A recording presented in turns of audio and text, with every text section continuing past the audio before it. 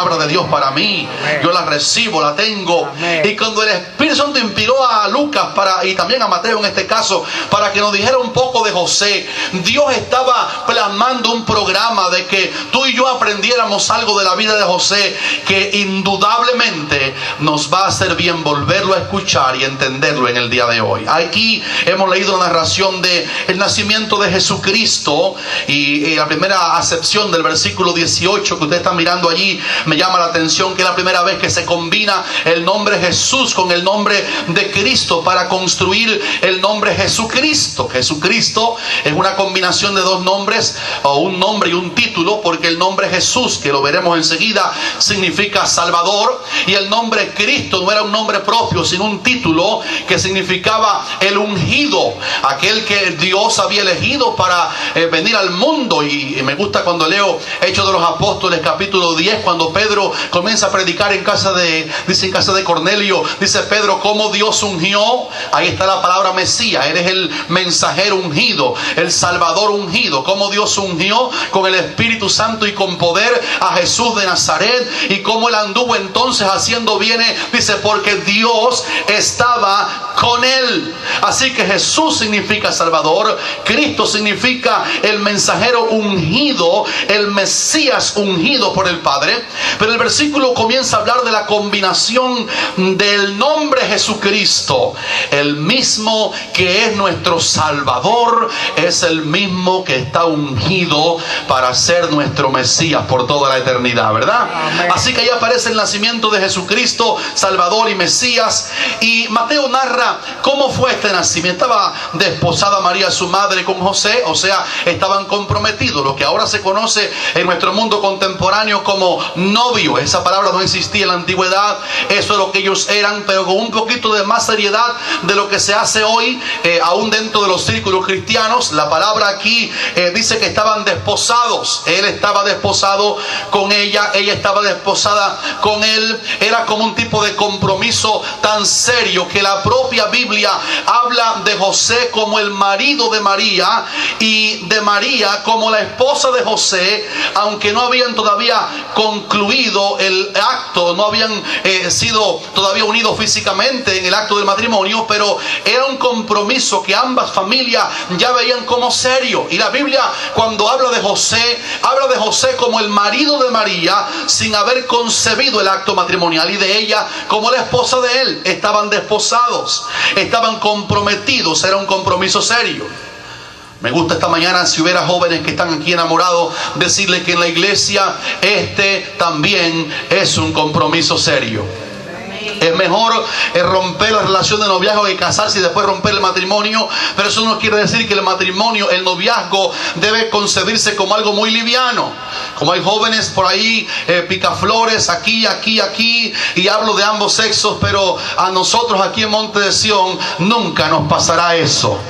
Los jóvenes de Monte de Sión son serios, sus compromisos son verdaderos. Y cuando tienen una novia, lo hacen porque piensan casarse con ella, no piensan jugar con ella. Yo entiendo que se fueron los amenes.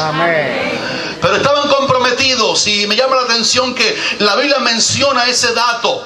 Y ahora menciona la palabra también y esto me llama la atención todavía en el versículo 18, cuando dice, antes que se juntasen los dos, como ya dijimos, el término hallar aparece, se halló que María había concebido del Espíritu Santo. Miren la palabra, se halló que María había concebido del Espíritu Santo. Parece que hubo un tiempo de secreto, como aquí ya enseñamos. El ángel la visitó a ella sola, le dijo, ahora concebirás en tu vientre, María, darás a luz un hijo. Ya recordamos de clases pasadas que María va a las montañas de Judea, le habla a la única persona que entendería el lenguaje de su milagro, a su parienta Elizabeth, y solamente María en ese momento inicial sabía que estaba embarazada, y también su prima y el esposo de su prima Zacarías. Pero ahora habla del momento cuando el milagro de la concepción virginal de Cristo comienza a aparecer en público.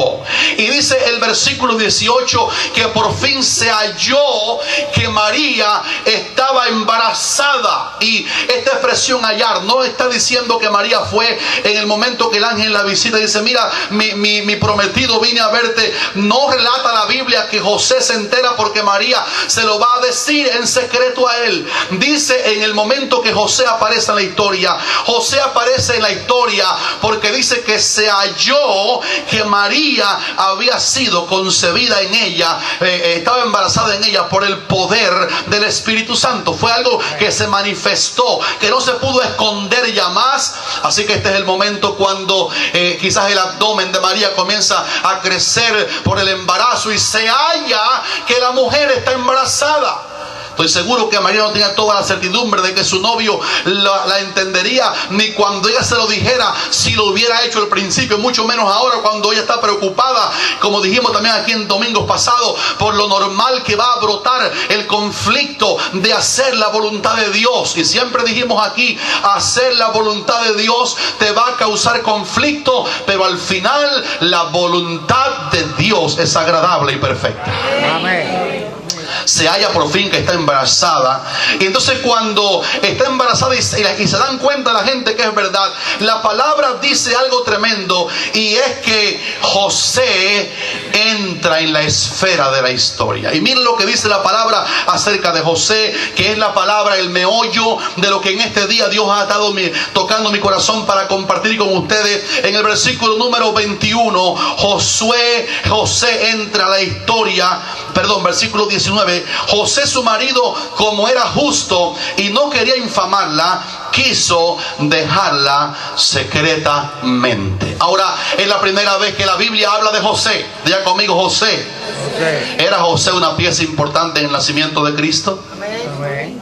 Ahora comienza a explicarnos la Biblia por qué José era tan importante en el nacimiento del Señor. Y dice la historia bíblica: José, su marido, seriamente comprometido con María, seriamente amarrado al amor de aquella virgen de Nazaret. José, el marido que está esperando el momento de la boda para casarse públicamente con su amada. Ahora José aparece en la historia. Dice la Biblia: José, su marido, como era justo y no quería infamarla, quiso dejarla secretamente. Yo entro en un conflicto superficial cuando leo la expresión bíblica José, su marido, que era justo, porque he leído varias veces en la Biblia, y sobre todo Romanos 3 dice: no hay justo ni aún uno. Y la Biblia hace una lista de que la humanidad entera, cuando nace, ya nace destituida de la gloria de Dios a causa del pecado innato. El pecado es algo innato, el pecado es un mal congénito. Y Romanos 3 explica que todos nacemos en pecado. Y la Biblia, cuando sana a aquel ciego, el Señor sana a aquel ciego de Juan 9, hay una señal ahí de que tú naciste en pecado, le dijeron al hombre, porque la Biblia enseña que cuando un niño nace con la enfermedad del pecado. Y ese es el problema que tenemos todavía los cristianos, que aunque somos redimidos en el alma y en el espíritu, cargamos también con la otra naturaleza, que dice Pablo: miserable de mí, ¿quién me librará de este cuerpo de muerte? Queriendo yo hacer el bien, hallo este problema, que el mal está en mí. Y esa es una verdad con la cual luchamos los evangélicos, llámense cristianos de 1 año, de 2 años, líderes, pastores, ministros. Tenemos un problema con nuestra carne, porque el hombre nace destituido de Dios y nace en pecado. El niño que presentamos ahorita, James, ha nacido en pecado, igual que yo nací en pecado. Y como todos aquí nacimos en pecado, gracias a Dios que Cristo vino para quitar el pecado del mundo. Amén. Y en Él somos justos completamente. Cuando dicen aleluya. Amén. Ahora entiendan que cuando aquí habla de la palabra que José era justo, tenemos que darnos cuenta de qué está hablando la palabra. Ahí la palabra no está hablando de un hombre que había nacido perfecto, o que fue a la escuela de la perfección de su barrio y se graduó con el título de perfecto. Aquí no habla de un hombre que no cometía pecados. Aquí habla de un hombre que practicaba una justicia relacionada específicamente con el evento que se está hablando aquí. Eso quiere decir que José era un hombre como yo, por lo menos. Voy a ir después los amenes de ustedes quizás, que se equivoca, que falla, que comete hierro, que no es perfecto. Yo por lo menos soy así. Y ustedes también son así. Este no era un hombre santo, como los católicos quieren beatificar a alguien y decir ese hombre es un santo y Juan Pablo II fue un santo. No hay santo fuera de Jesucristo. No hay nadie perfecto, solamente Dios. Su nombre sea bendito en esta mañana para siempre. Ahora, José era un hombre imperfecto, pero aquí dice la palabra que era un hombre justo.